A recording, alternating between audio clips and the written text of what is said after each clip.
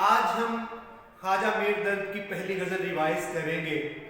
خواجہ میر درد خواجہ ناصر اندلیب کے فرزند خواجہ میر درد، ان کی شاعری صوفیانہ شاعری ہے اور اسی لیے انہیں صوفیانہ شاعری کا بابا آدم بھی کہا جاتا ہے۔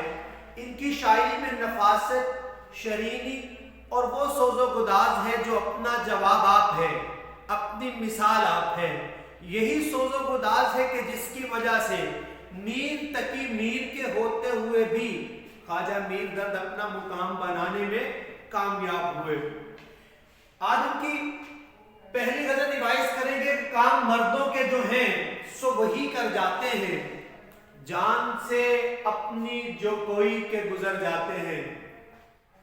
عظیم کارنامے وہی لوگ سر انجام دیتے ہیں جو اپنے مقصد کے حصول کے لیے اپنی جان تک کی پرواہ نہ کریں۔ دنیا میں ہمیشہ انہی لوگوں نے اپنا نام روشن کیا ہے، انہی کو دنیا میں مرتبے اور مقام ملے ہیں جنہوں نے اپنے مقصد کے لیے اپنی جان تک کی پرواہ نہ کی۔ جو لوگ بزدلوں کی طرح، کم ہمتوں کی طرح اپنی جان کو بچانے میں لگے رہے، وہ دنیا میں کبھی نام پیدا نہ کر سکے۔ دنیا میں اگر نام کسی نے پیدا کیا ہے تو یہ وہی لوگ ہیں جنہوں نے اپنے مقصد کے لیے اپنی جان تک کی پرواہ نہ کی۔ عشق ہو یا کہ جذب، اس کا عملی اور کامل اظہار جو ہے وہ قربانی ہی میں چھپا ہوا ہے۔ مقصد سے والہانہ عشق میں ہی کامیابی کا راز چھپا ہوا ہے۔ اپنے لہو میں تڑپنا اور جان قربان کر دینا، یہی عشق کی معراج ہوا کرتا ہے۔ تو کہا جاتا ہے کہ جان کا نذرانہ دینے سے ہی ملتی ہے مراد، کچھ ہاتھ نہیں آتا خاک و خوں میں لتھڑے بغیر۔ اور جان قربان کر دینا یہ دلیر اور بہادر لوگوں کا شیوا ہوا کرتا ہے جو آنے والوں کے لیے مثال بن جاتے ہیں، اور یہ بزدلوں کے بس کی بات نہیں ہوتی۔ اسی لیے فیض صاحب نے کہا تھا کہ جس دھج سے کوئی مقتل میں گیا وہ شان سلامت رہتی ہے، جس دھج سے کوئی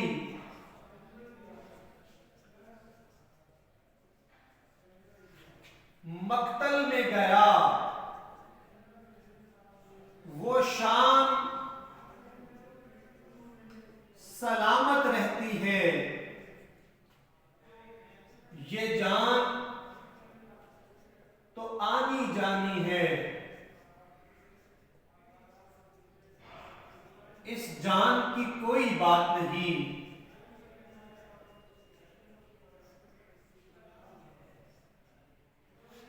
تو مختصر یہ کہ دنیا میں وہی لوگ اپنا نام پیدا کرتے ہیں جو بہادری کے ساتھ اپنے مقصد کے لیے اپنی جان تک بھی قربان کر دیتے ہیں۔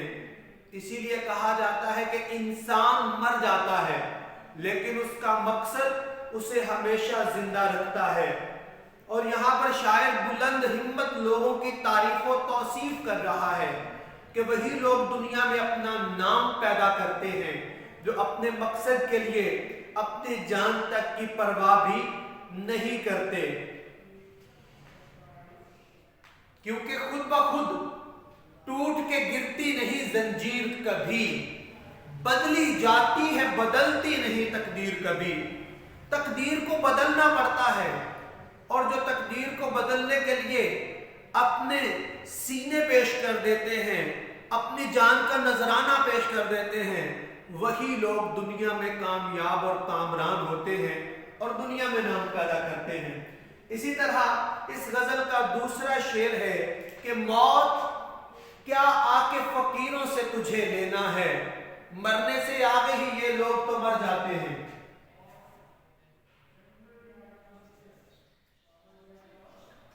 موت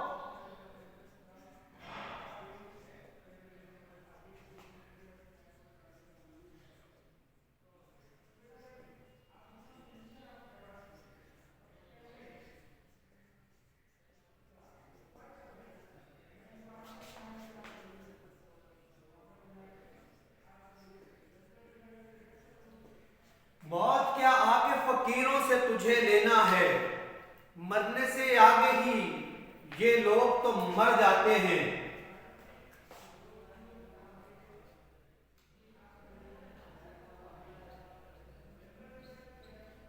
दरवेश सिफ्त लोग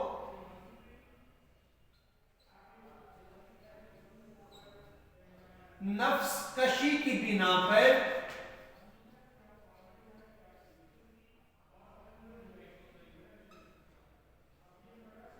मौत से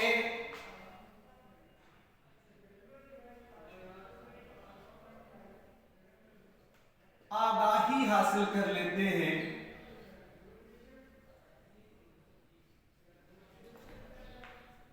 इसलिए मौत उनका कुछ बिगाड़ नहीं सकती। दरवेश सिफ्त लोग मौत से पहले ही मौत से आगाह हो जाते हैं, अपने नफ्स कशी की बिना पर। मौत से पहले ही मौत से आशना हो जाते हैं, इसलिए मौत उनका कुछ बिगाड़ नहीं सकती। अब यहां पर फकर और दरवेशी का एक तकाजा है। फकर और एक दरवेशी का तकाजा। फकर और दरवेशी का यह तकाजा है कि दुनिया और माफिया को आरजी समझा जाए।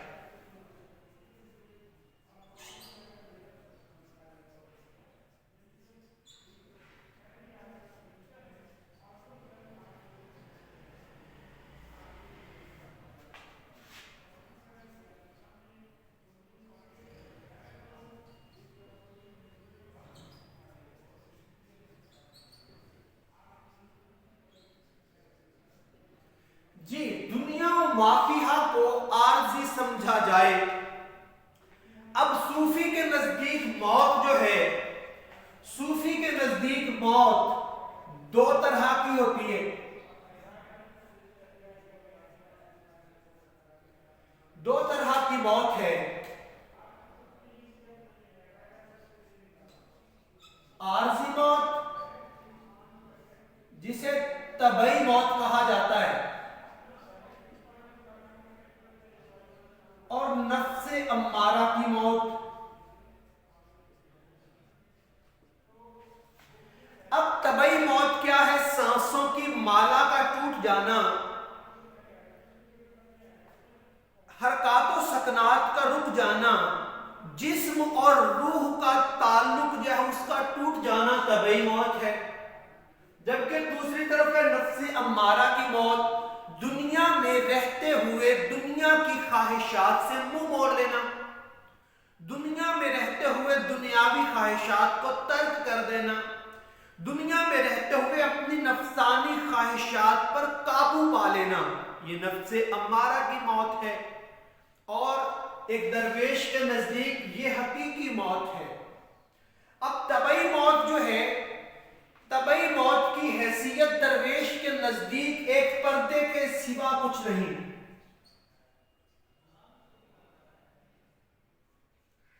तबई मौत दरवेश के लिए एक पर्दा है। जो शख्स जिससे मोहब्बत करता है उससे मिलने के लिए बेताब होता है, उससे मिलने के लिए तड़पता है। तो एक दरवेश जो सारी जिंदगी अपने खालिक हकीकी की मोहब्बत में जिंदगी गुजारता है, दुनिया में रहते हुए दुनिया की ख्वाहिशात को तर्क कर देता है, दुनिया को छोड़ देता है, दुनियावी ख्वाहिशात को पास भी आने नहीं देता, सिर्फ अपने खालिक हकीकी, अपने महबूबे हकीकी की रजा के लिए, तो उसके लिए ये तबई मौत एक पर्दा है। और तबई मौत के आना जो है ये दरवेश के लिए खुशी का पैगाम है, महबूब से मिलने का पैगाम है। इसलिए तबई मौत जो है वो फकीर दरवेश का कुछ भी बिगाड़ नहीं सकती, क्योंकि वो तो पहले ही दुनिया को तर्क कर चुका। मौत इंसान से क्या छीन सकती है? मौत इंसान से दुनिया छीन सकती है, लेकिन दरवेश तो पहले ही दुनिया को छोड़ चुका। मौत इंसान से दुनिया की मोहब्बत को छीन सकती है, وہ پہلے ہی دنیا کی محبت کو ترک کر چکا. موت انسان سے جو کچھ چھین سکتی ہے وہ پہلے ہی اپنے خدا کی رضا پر اسے قربان کر چکا. اس لیے موت درویش کا کچھ بھی بگاڑ نہیں سکتی، کیونکہ وہ اپنے نفس کی خواہشات پر پہلے ہی قابو پا چکا ہوتا ہے. اسی لیے فقراء کا قول ہے کہ موتو قبل ان تموتو.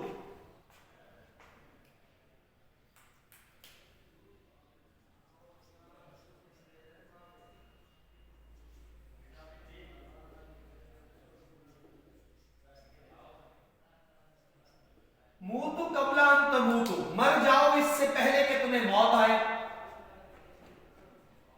مر جاؤ اس سے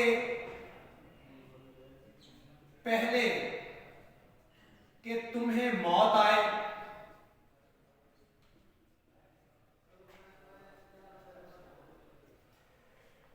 تو درویش صرف لوگ مرنے سے پہلے ہی موت کو گلے لگا لیتے ہیں.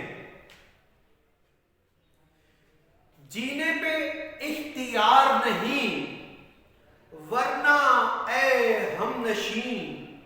جینے پہ اختیار نہیں ورنہ اے ہم نشین. ہم چاہتے ہیں موت تو اپنی خدا سے آج. جینے پہ اختیار نہیں ورنہ اے ہم نشین.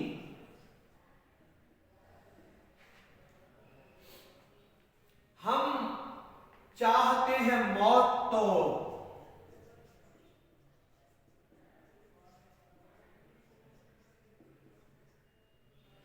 اپنی خدا سے آج.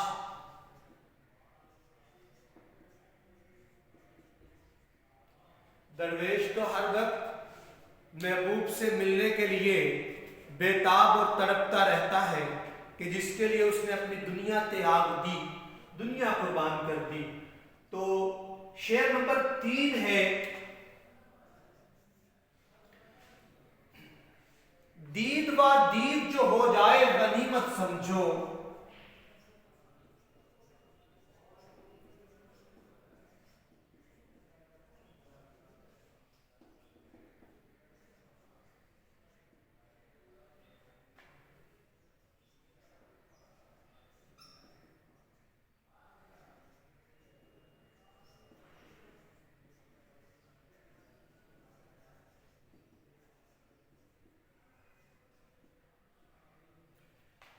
دید و دید جو ہو جائے غنیمت سمجھو. یوں شرر ورنہ ہم اے اہل نظر جاتے ہیں. زندگی ناپائیدار ہے،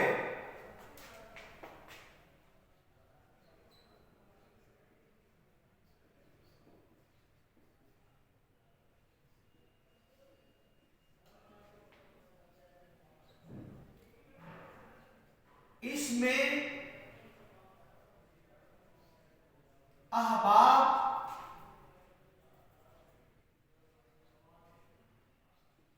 سے ملاقات کو غنیمت سمجھا جائے.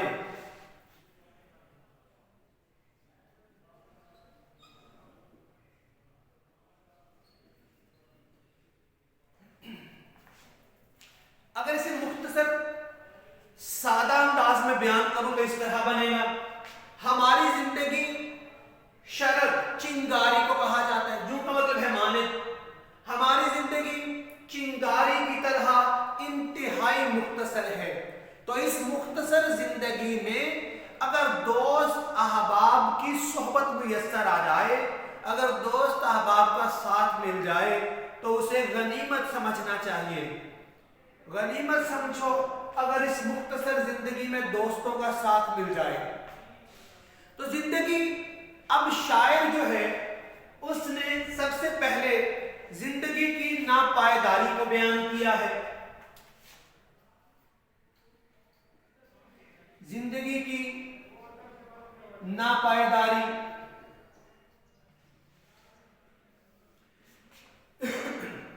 زندگی کی ناپائیداری بیان کرتے ہوئے وہ زندگی کو چنگاری سے تشبیہ دے رہا ہے.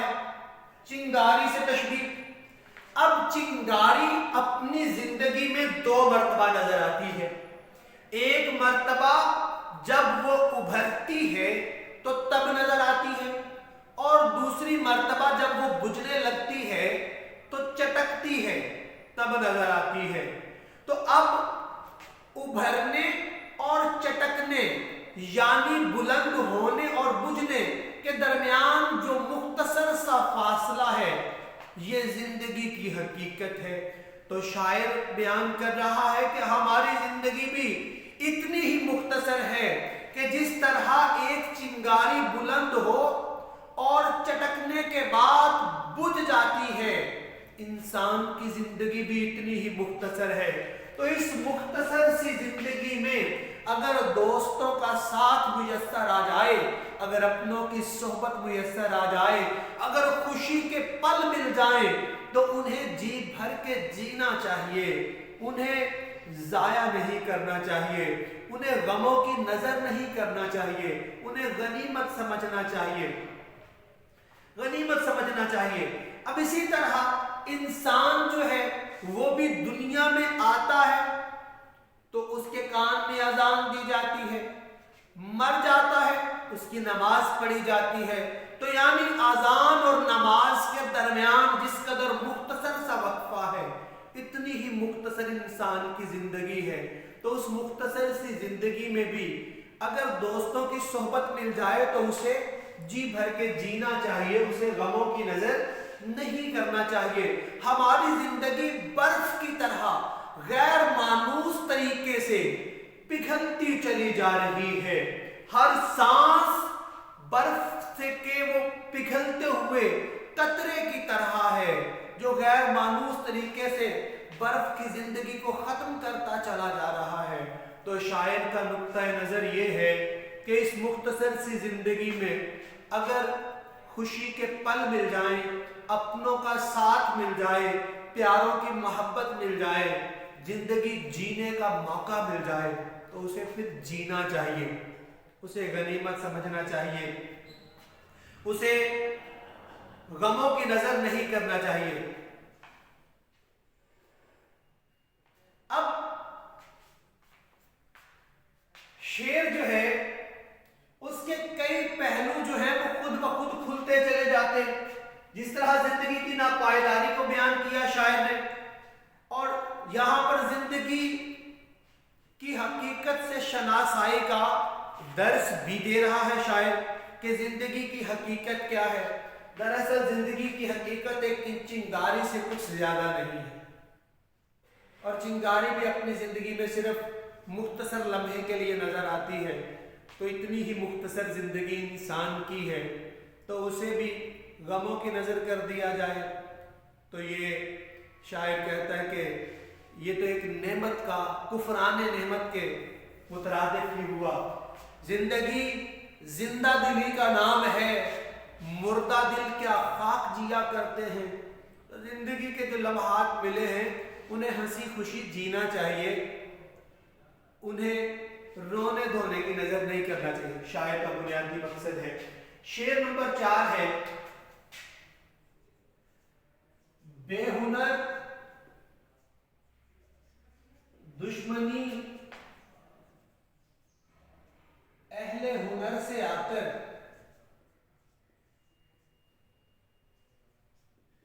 मुंह पे चढ़ते तो हैं,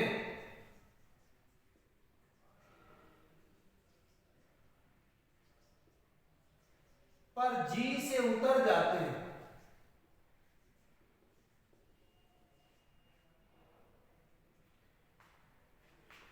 बेहुनर दुश्मनी अहले हुनर से आकर मुंह पे चढ़ते तो हैं, पर जी से उतर जाते हैं।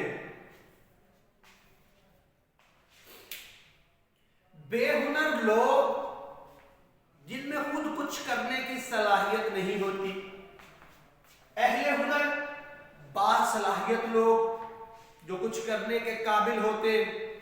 मुंह पे चढ़ना, मुकाबला करना, मद्दे मुकाबिल होना, जी से उतर जाना, नजरों से गिर जाना। तो बेहुनर लोग बासलाहियत लोगों की तौहीन करके खुद ذلیل और रुस्वा हो जाते हैं। बेहुनर लोग बासलाहियत लोगों की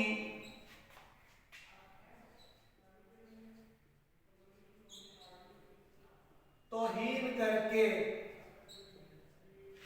खुद ही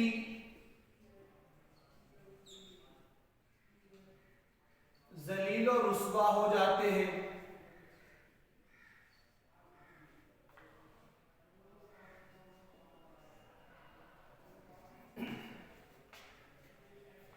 वो लोग जो खुद कुछ करने के काबिल नहीं होते, वो उन लोगों पर कीचड़ उछालते हैं, उन्हें बुरा भला कहते हैं जो बासलाहियत होते हैं।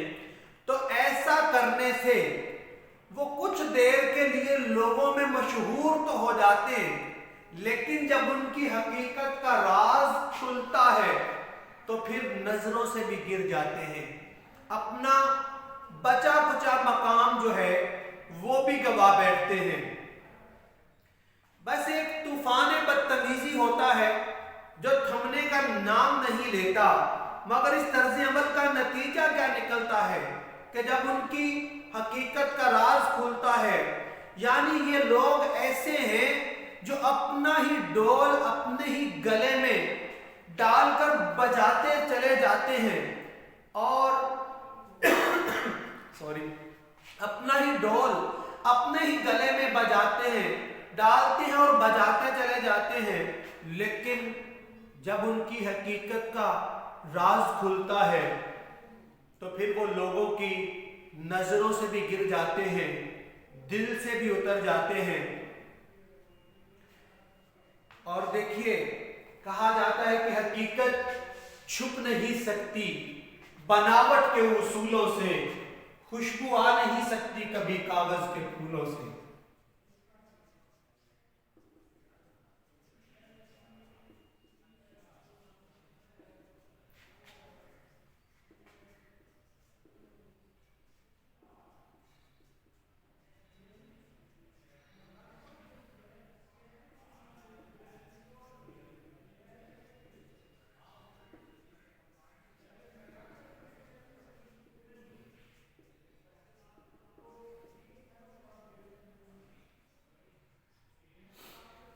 हकीकत छुप नहीं सकती बनावट के उसूलों से, खुशबू आ नहीं सकती कभी कागज के फूलों से।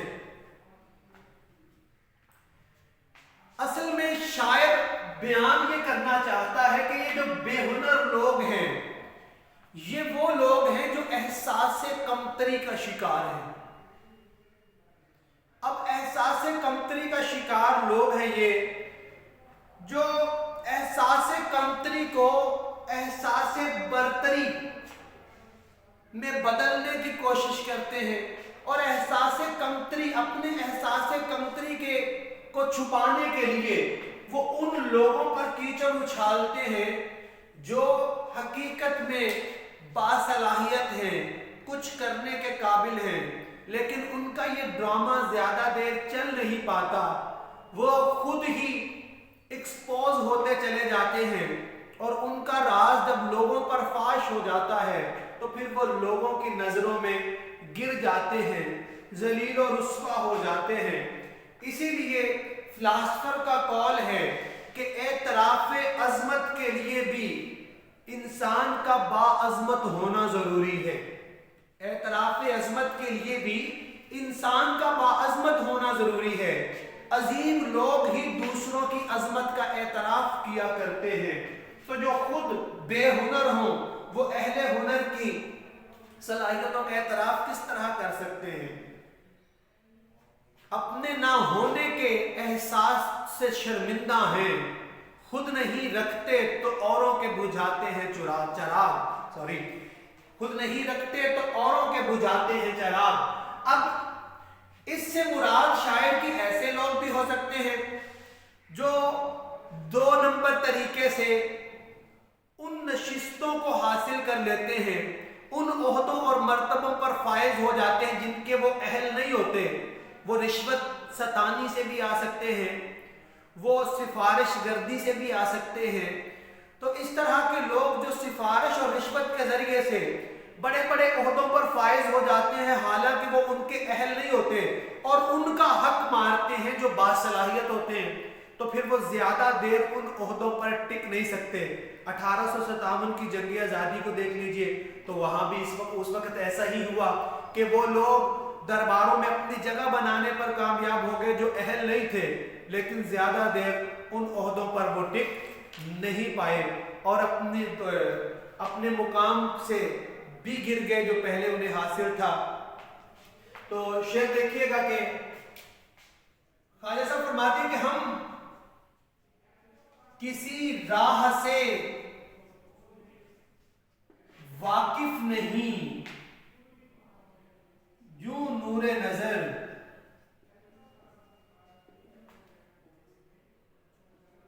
رہنما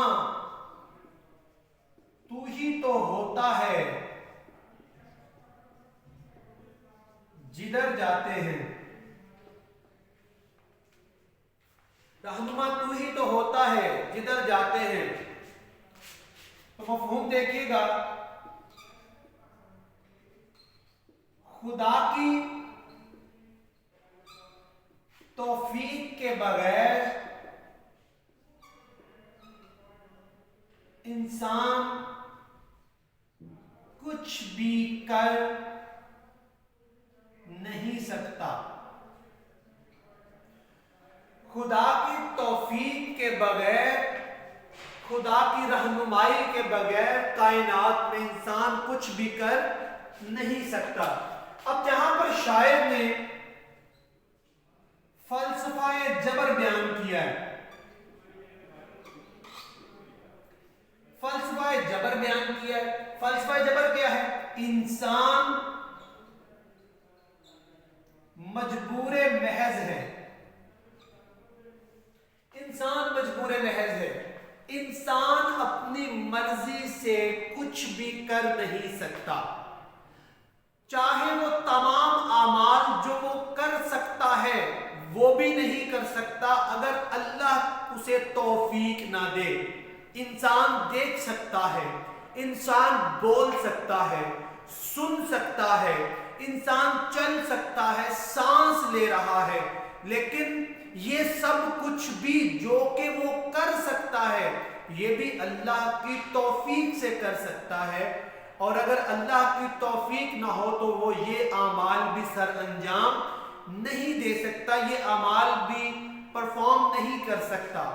تو انسان جو کچھ بھی کر سکتا ہے وہ اللہ کی رہنمائی اور اس کی توفیق سے کر سکتا ہے۔